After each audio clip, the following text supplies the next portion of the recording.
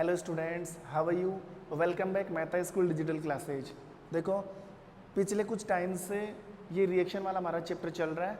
बस ये चैप्टर अब लास्ट पड़ाव पर है, 2-4 टॉपिक और इसके, फिर इस चैप्टर को हम कंप्लीट करने वाले हैं।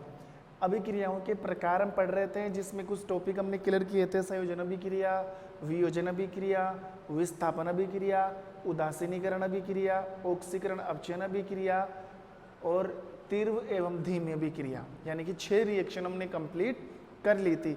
आज की जो क्लास रहेगी वो रहेगी रिएक्शन के टाइप का नंबर 7, मतलब 7वीं प्रकार की अभिक्रिया है, और वो है उत्क्रमणीय एवं अनुत्क्रमणीय अभिक्रिया। उत्क्रमणीय एवं अनुत्क्रमणीय अभिक्रिया। उत्क्रमणीय और अनुत्क्रमणीय शब्द का मतलब मैंने आपको पहले ही समझा दिया था। उत्क्रमणीय का मतलब होता है अगर कोई पदार्थ अपनी मूल अवस्था से बदलकर किसी नई अवस्था में जाता है तथा पुनः वो वापस अपनी नई अवस्था से मूल अवस्था में लौट आता है, तो ऐसे पदार्थ कैसे कहलाते हैं? उत्क्रमणीय, रिवर्सिबल सब्सटेंस कहलाते हैं। और अनुत्क्रमणीय मतलब इरिवर्सिबल का मतलब यह होता है वे पदार्थ जो अपनी मूल अवस्था से बदलकर अगर किसी नई अवस्था में जाते हैं और नई अवस्था से वापस अपनी मूल अवस्था में नहीं लौट पाते हैं, ऐसे सब्सटेंस, ऐसे मैटर, ऐसे कंपाउंड क्या कहलाते हैं? इरिवर्सिबल सब्सटेंस, यानी कि अनुत्क्रमणीय पदार्थ। इसी चीज को हम रिएक्शन से जोड़ रहे हैं। मतलब अगर कोई अभिकारक उत्पाद बनाता है और उत्पाद वापस अभिकारक में चेंज हो जाता है, तो कौन सी अभिक्रिया हो गई? समझ गए होंगे, उत्क्रमणीय। ओके, अगर कोई अभिकारक उत्पाद बनाता है लेकिन वो उत्पाद वापस नहीं लौट पाता है, मतलब उत्पाद अभिकारक नहीं बना पाता है, तो ऐसी भी क्रियाएं क्या कहलाती है? अनुत्क्रमणीय। देखो पढ़ते हैं 1 by 1। सबसे पहले ले लो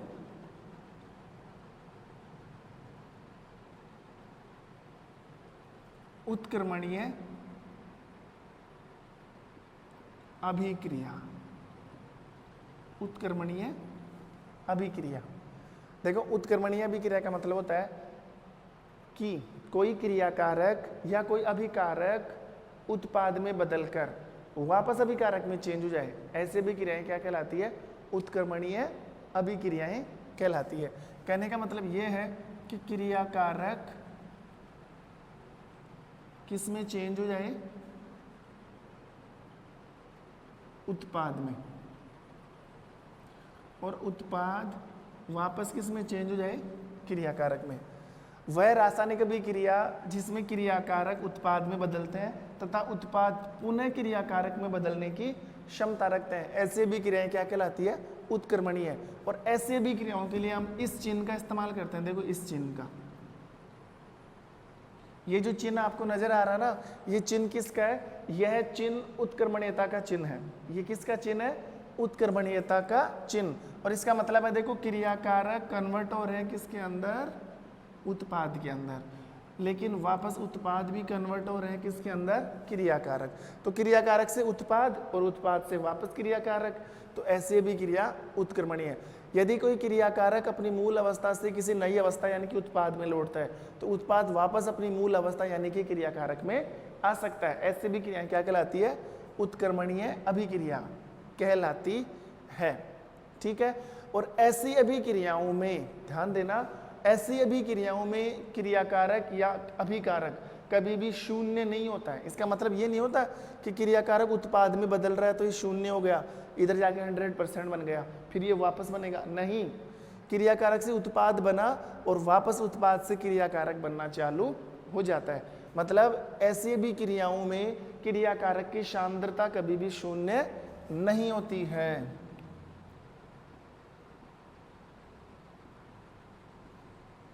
क्रियाकारक की सांद्रता कभी भी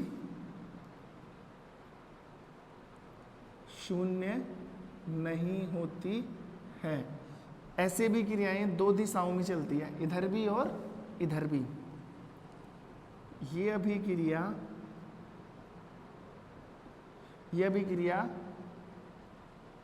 दोनों दिशाओं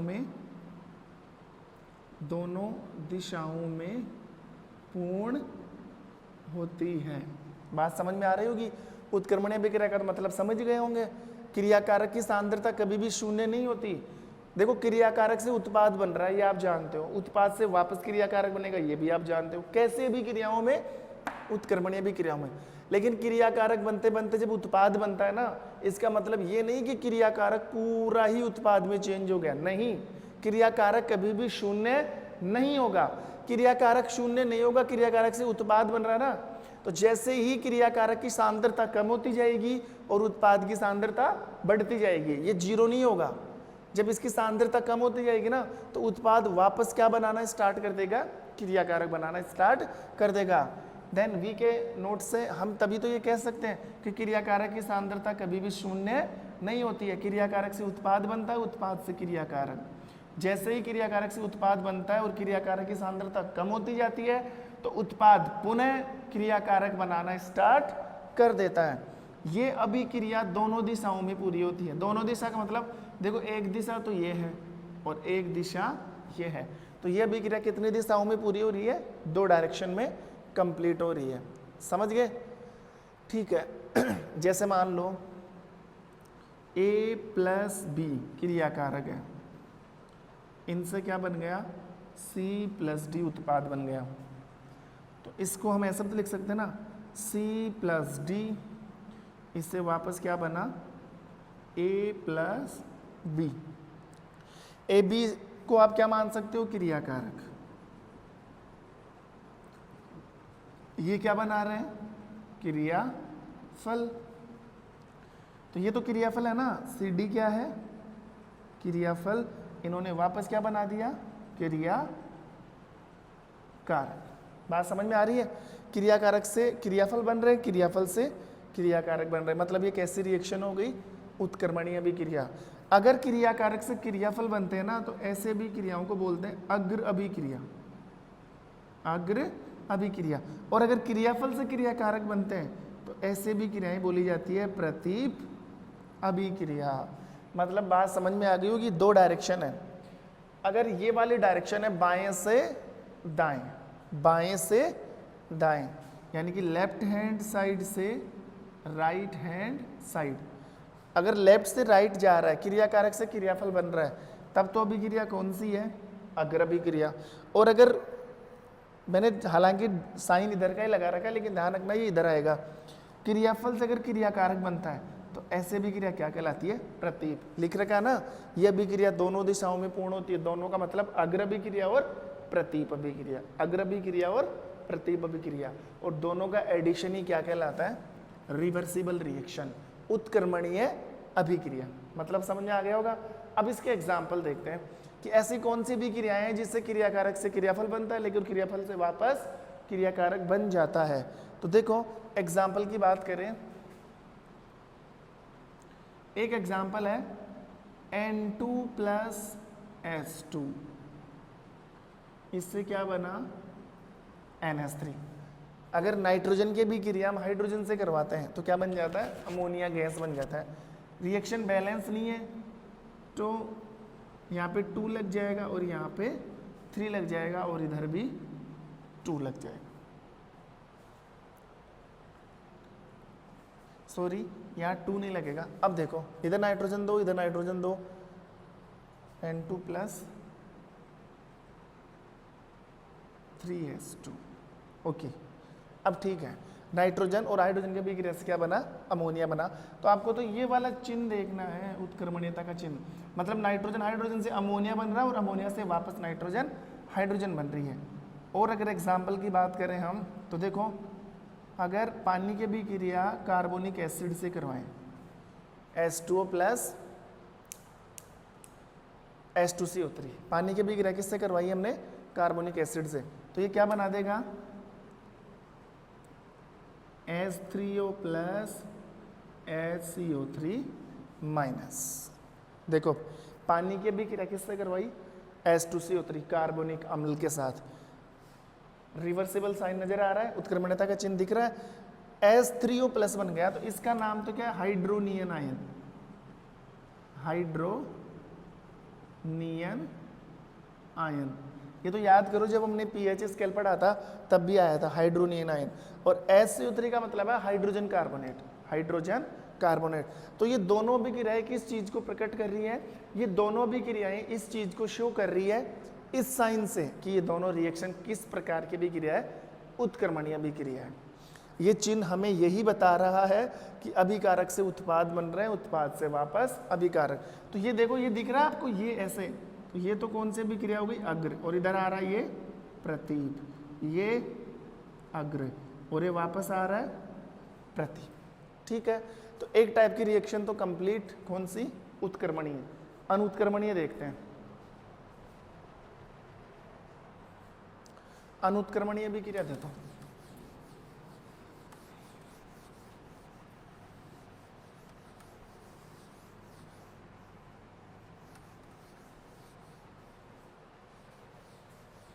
ध्यान देना, अनुत्क्रमणीय अभिक्रिया, इरिवर्सिबल रिएक्शन। और उत्क्रमणीय का उल्टा क्या हो जाएगा? अनुत्क्रमणीय। मतलब इसमें क्रियाकारक से सिर्फ क्रियाफल बनते हैं, क्रियाफल से क्रियाकारक नहीं बनते हैं। इसमें क्रियाकारक से सिर्फ क्या बन रहे हैं? क्रियाफल। और अनुत्क्रमणीय अभिक्रियाओं के लिए कौन सा चिन्ह का इस्तेमाल करते हैं? ये वाला चिन्ह, तीर का चिन्ह। मतलब आप पता लगा सकते हो ये अभिक्रिया एक ही डायरेक्शन में जा रही है। तो आप लिख सकते हो यहाँ पे पॉइंट कि यह अभिक्रिया एक ही दिशा में संपन्न होती है। और इसमें आप ये भी कह सकते हो, इसमें क्रियाकारक की सांद्रता क्या हो जाती है? शून्य है। मतलब पूरा क्रियाकारक किसमें चेंज हो जाता है? क्रियाफल में, जबकि उसमें ऐसा नहीं था।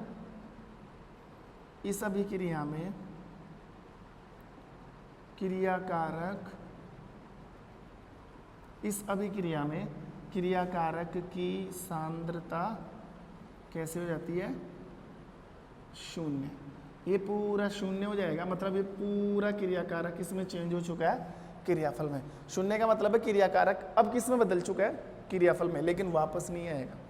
ठीक है, एक डायरेक्शन में चलती है और क्रियाकारक की सांद्रता शून्य होती जाती है, जिससे किसका निर्माण हो जाता है? उत्पाद। एग्जाम्पल देखें कि इस अभिक्रिया का उदाहरण क्या है। एक तो बिल्कुल नॉर्मल है, कार्बन की अभिक्रिया ऑक्सीजन से, तो क्या बना? CO2। इस साइन पर ध्यान दो, क्या ये वापस आ रहा है? क्या नहीं। जब कार्बन का दहन होता है, कार्बन युक्त किसी वस्तु को जलाया जाता है तो धुआं निकलता है, CO2 कार्बन डाइऑक्साइड। क्या उस धुआं को वापस उस चीज में लाया जाता है? लकड़ी को हम जला रहे हैं, लकड़ी में कार्बन है तो धुआं निकला, क्या उस धुआं से वापस लकड़ी बन सकती है? आ सकता है क्या? नहीं आ सकता ना। तो ये किस प्रकार की अभिक्रिया है? अनुत्क्रमणीय। एक और अभिक्रिया CH4 plus H2O, sorry CH4 plus 2O2, तो इससे क्या बना? CO2 plus 2H2। अगर मैथेन का दहन कर रहे हैं, CH4 मैथेन है, O2 की प्रेजेंस में इसका कंबशन, इसको जलाया जा रहा है, तो कार्बन डाइऑक्साइड गैस निकली और जलवाष्प के रूप में पानी निकला। क्या इन दोनों को मिलाकर वापस मेथेन बनाया जा सकता है? क्या बनाया जा सकता है? नहीं बनाया जा सकता, क्योंकि धुआं है, धुआं तो क्या हो जाती है? उड़ जाती है। और ये वाला साइन हमें किस चीज को बता रहा है? कि ये दोनों रिएक्शन किस प्रकार की अभिक्रिया है? दोनों अभिक्रिया अनुत्क्रमणीय अभिक्रिया है।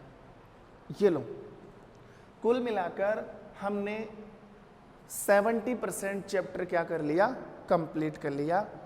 परिवर्तन, अभिक्रिया की सीमाएं, अभिक्रिया की विशेषताएं, और सबसे इंपॉर्टेंट पॉइंट अभिक्रिया का प्रकार, जो कि 7 प्रकार हमने पढ़े। तो ये 70% चैप्टर कंप्लीट हो गया। इस चैप्टर का सेकंड पोर्शन, जब मैंने स्टार्टिंग में ही शुरू किया था चैप्टर को, तब बता दिया था रासायनिक अभिक्रियाएं ओब्लिक लगाकर उत्प्रेरक। तो इस चैप्टर का जो सेकंड पड़ाव बाकी है वो है उत्प्रेरक। उत्प्रेरक क्या चीज़ है, उत्प्रेरक की विशेषताएं क्या होती है, और उत्प्रेरक कितने प्रकार के होते हैं, वो और पढ़ना बाकी है। ठीक है, तो ये तो क्या हो गया? कंप्लीट।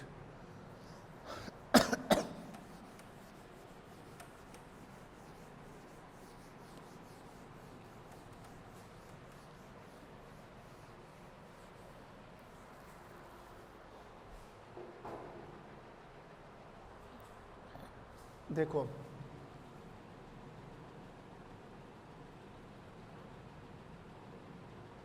उत्प्रेरक, कैटेलिस्ट। उत्प्रेरक को इंग्लिश में क्या बोलते हैं? कैटेलिस्ट। देखो उत्प्रेरक किसे कहते हैं, हालांकि उत्प्रेरक की जानकारी मैं पहले भी दे चुका हूं जब हम रासायनिक अभिक्रिया के चरण पढ़ रहे थे। सुनना ध्यान से। उत्प्रेरक वे रासायनिक पदार्थ होते हैं, उत्प्रेरक वे रासायनिक पदार्थ होते हैं जिनको अगर किसी रासायनिक अभिक्रिया में मिला दिया जाए तो वे कारक किसी रासायनिक अभिक्रिया के वेग को बढ़ा देते हैं। सीधी सी बात है, उत्प्रेरक रासायनिक अभिक्रिया के वेग को बढ़ाते हैं। मान लो आपने कोई दो चीज एक बर्तन में मिला दी और वो चीजें धीरे धीरे मिक्स हो रही है, ठीक है, आपने कोई तीसरी चीज उसके अंदर लाके डाल दी और डालते ही वो दोनों चीजें फटाफट मिल गई। इसका मतलब अभिक्रिया का वेग बढ़ गया और वेग बढ़ने से दोनों में घुलनशीलता भी क्या हो चुकी है? बढ़ चुकी है। तो ध्यान देना, उत्प्रेरक वे रासायनिक पदार्थ है जिनको किसी रासायनिक अभिक्रिया में मिलाने पर अभिक्रिया के वेग को बढ़ा देते हैं। फिर से सुन लो, उत्प्रेरक वे रासायनिक पदार्थ है जिनको किसी रासायनिक अभिक्रिया में मिलाने पर वे कारक उस रासायनिक अभिक्रिया के वेग को बढ़ा देते हैं, मतलब अभिक्रिया को जल्दी से कंप्लीट करवा देते हैं। ऐसे रासायनिक कारकों को हम क्या बोलते हैं? उत्प्रेरक। वे रासायनिक कारक जिनको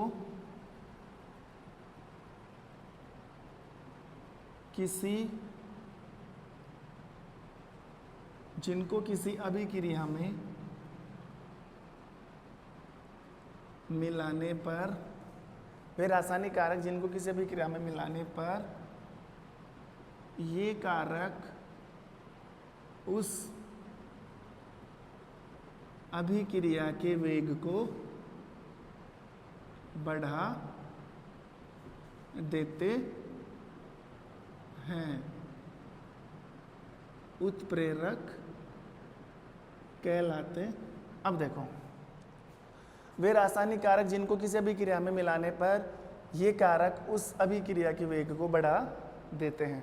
जैसे मैं एग्जांपल के तौर पर दो चार रिएक्शन लूँ, जैसे एक रिएक्शन मैंने ले ली, पोटेशियम क्लोराइड KClO3, 2KClO3, अगर इसको गर्म करें हम तो क्या बनाएगा? 2KCl + 3O2। अब देखो ये क्या है? Potassium chloride. क्या नाम है इसका? पोटेशियम। ये नाम आपको याद होनी चाहिए, chloride, potassium chloride, potassium chloride. और ये क्या है? तो ऑक्सीजन है। इस रिएक्शन में क्या हो रहा है? एक बर्तन के अंदर पोटेशियम क्लोरेट है, इस पोटेशियम क्लोरेट को क्या किया जा रहा है? गर्म किया जा रहा है। क्या किया जा रहा है? गर्म। ये जो ट्राइंगल, ये त्रिभुज का चिन्ह है ना, इसका मतलब है अभिकारक को क्या किया जा रहा है? गर्म किया जा रहा है। जब किसी पात्र में पोटेशियम क्लोराइड को गर्म किया जाता है तो दो उत्पाद बनते हैं, एक तो पोटेशियम क्लोराइड और ऑक्सीजन गैस निकलती है। लेकिन ये काम अगर इसको गर्म भी करोगे ना आप, तो ये काम बहुत धीरे धीरे होता है, मतलब बहुत धीरे धीरे पोटेशियम क्लोराइड किस में चेंज होता रहता है? 2KCl में और 3O2 के अंदर। अगर मान लो आपने इसके अंदर कुछ चीज मिला दी, MnO2, manganese dioxide. What is the name of catalyst? Manganese dioxide. ये क्या है? Manganese dioxide. अगर आपने इस रिएक्शन के अंदर MnO2 मिला दिया तो ये काम बहुत जल्दी पूरा हो जाएगा, इतनी जल्दी कि हम सोच भी नहीं पाए। ठीक है, मैं क्या बोला? अगर इस रिएक्शन के अंदर हमने MnO2 मिला दिया तो ये पोटेशियम क्लोराइड बहुत जल्दी टूटकर 2KCl और 3O2 का निर्माण कर देगा। अब आप सोचो, यहाँ पर इस अभिक्रिया के अंदर आपने जो डाला MnO2, वो क्या है? वो आप समझ गए होंगे, वो चीज़ क्या है? उत्प्रेरक। अब इस चीज़ को आप डेफिनेशन से मैच कर सकते हो। वे रासायनिक कारक जिनको किसी अभिक्रिया में मिलाने पर, इस अभिक्रिया में हमने इसको मिलाया तो ये वो रासायनिक कारक कहलाया। ये कारक उस अभिक्रिया के वेग को बढ़ा देते हैं, फटाफट पूरा करवा दिया, वेग बढ़ा दिया। तो MnO2 क्या है यहाँ पे? बिल्कुल सही, उत्प्रेरक है। क्या है यहाँ पे? उत्प्रेरक है। ठीक है, तो ये था उत्प्रेरक। उत्प्रेरक का मतलब तो आप समझ गए होंगे। अब देखो नेक्स्ट, ये भी एक चीज का ध्यान रखना, हर अभिक्रिया के लिए उत्प्रेरक फिक्स होता है। ऐसा नहीं इस अभिक्रिया में आप MnO2 की जगह कुछ और ही मिला दो, नहीं, किसी भी रासायनिक अभिक्रिया के लिए उत्प्रेरक स्पेशल होता है, विशिष्ट होता है, ये हम बाद में पढ़ेंगे, ठीक है। अब जो टॉपिक चलेगा वो है अभिक्रिया के, सॉरी, अब का जो टॉपिक है वो है उत्प्रेरक के प्रकार।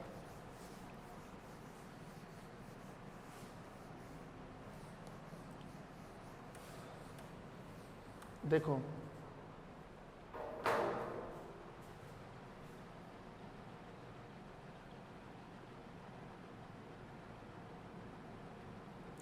उत्प्रेरक के प्रकार।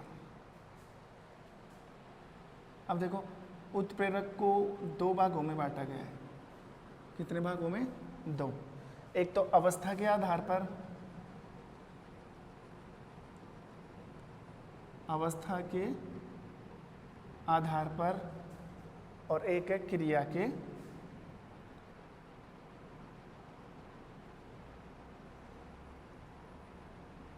आधार पर। उत्प्रेरक कितने प्रकार के होते हैं?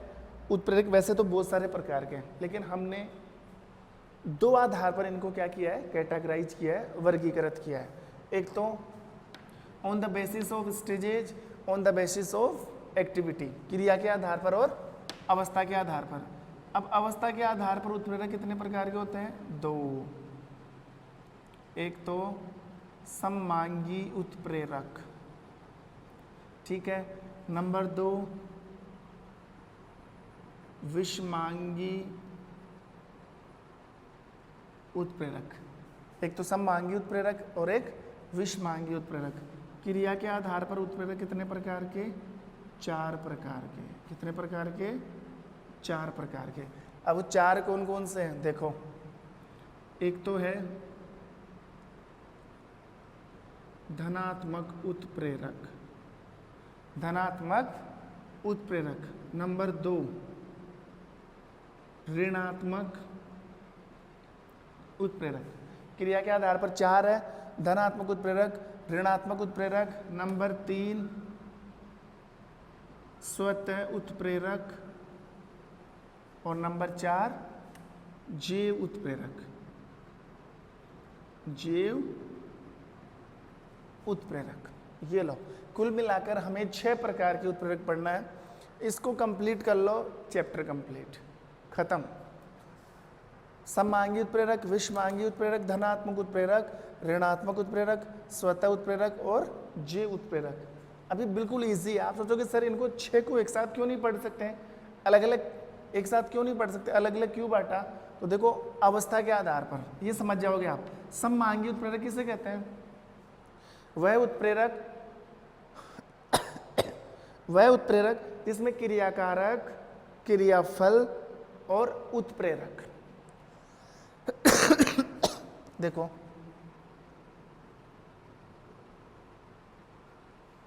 क्रियाकारक, क्रियाकारक से क्या बना? क्रियाफल, ठीक है। यहां पर क्या है? उत्प्रेरक। यही तो होता है किसी रासायनिक अभिक्रिया में, क्रियाकारक होता है, क्रियाफल होता है, और तीर के निशान के ऊपर क्या होता है? उत्प्रेरक होता है। अगर क्रियाकारक, उत्प्रेरक और क्रियाफल तीनों की अवस्था कैसी हो? समान। तीनों की अवस्था मतलब या तो तीनों गैस ही रहे, या तीनों द्रव ही रहे, या तीनों ठोस ही रहे। मान लो क्रियाकारक, उत्प्रेरक और क्रियाफल तीनों गैस अवस्था में है, मतलब तीनों की अवस्था समान है, और तीनों की अवस्था समान होती है, ऐसा उत्प्रेरक क्या कहलाता है? सममांगी उत्प्रेरक। समझ में आ गई होगी बात। विषमांगी उल्टा कर दो, जिसमें क्रियाकारक, क्रियाफल और उत्प्रेरक की अवस्था समान नहीं हो। मान लो क्रियाकारक, क्रियाफल द्रव अवस्था में हो, ये ठोस अवस्था में हो, या ये दोनों गैस अवस्था में हो, ये द्रव अवस्था में हो, मतलब अवस्थाएं अगर अलग हो जाती है तो इस प्रकार का उत्प्रेरक क्या कहलाता है? विषमांगी उत्प्रेरक। क्या कहलाता है? विषमांगी उत्प्रेरक। तो ये तो था अवस्था, ये तो आप समझ गए होंगे अवस्था के आधार पर कि ठोस है कि द्रव है कि गैस। ये क्रिया के आधार पर धनात्मक, समझ गए होंगे, पॉजिटिव, बढ़ा दे, जो किसी रासायनिक अभिक्रिया के वेग को बढ़ा दे, स्पीड को बढ़ा दे धनात्मक, ऋणात्मक का मतलब जो किसी रासायनिक अभिक्रिया के वेग को घटा दे। समझ में आ गई होगी बात, ठीक है। स्वतः उत्प्रेरक, देखो इस प्रकार की अभिक्रियाओं में कोई उत्प्रेरक नहीं होता है। इस प्रकार की अभिक्रियाओं में क्रियाकारक से बना क्रियाफल, क्रियाफल ही उत्प्रेरक का काम करता है, क्रियाफल ही उत्प्रेरक का काम करता है। और जैव उत्प्रेरक, देखो जैव उत्प्रेरक है ना, एक है तो जैव उत्प्रेरक किसी जैव रासायनिक पदार्थ के लिए आता है। तो जैव उत्प्रेरक अभी आप समझ नहीं सकते, जब इसको मैं डिटेल में पढ़ाऊंगा तब समझ में आएगा। तो ये बिल्कुल इजी है। अब जब भी आपकी नेक्स्ट क्लास होगी ये आपको 1 by 1 पढ़ाया जाएगा। तब तक के लिए thank you, have a nice day.